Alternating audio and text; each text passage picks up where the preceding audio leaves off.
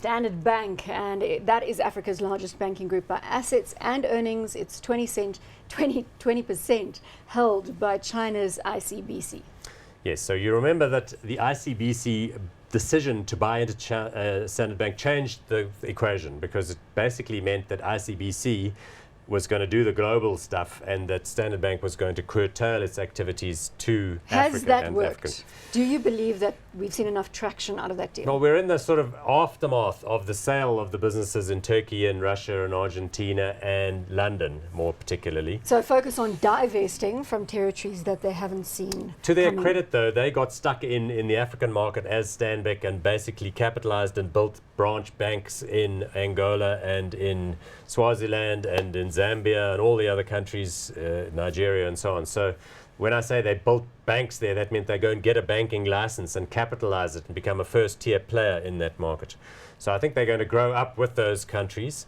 And again, I suppose now what Standard Bank being part of ICBC tells you is that maybe in due course ICBC may look to increase that stake. Did we give an indication of market cap here? I don't think so. 257 billion rand, PE of 14.7 and a dividend yield of 3.7%. So still a first-tier player in almost every aspect of the South African banking arena. Everything from motor vehicle finance to cards to mortgages to deposit accounts to forex trading to bond issuance to banking to corporate advisory. They do it all. They do it all, and they've got very talented people. They, of course, also have their stake in Liberty, which gives them the bank assurance type of things. And you can see it has woken up. It's woken up in recent times. ICBC buys that stake back in the day at about 110, 120, and it's moved sharply higher with the same kind of share chart pattern we've seen in the end. Paul, why did you choose FirstRand over Standard Bank? Well, I mean, personally, I bank with both Standard Bank and FirstRand, but as far as the market and the market's perception of the businesses is concerned, FirstRand definitely stands out. I think there is still a bit of a residual concern about Standard Bank's corporate direction, also given the dual CEO thing.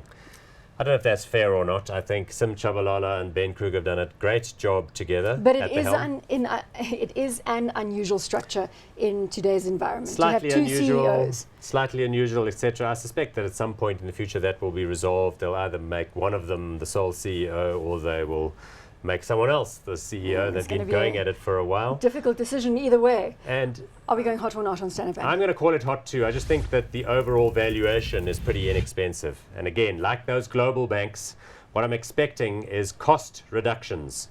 So they're going to find ways of using technology better to lower their cost-income ratios, which is going to push up their earnings and going to make the share prices of the whole group look too cheap.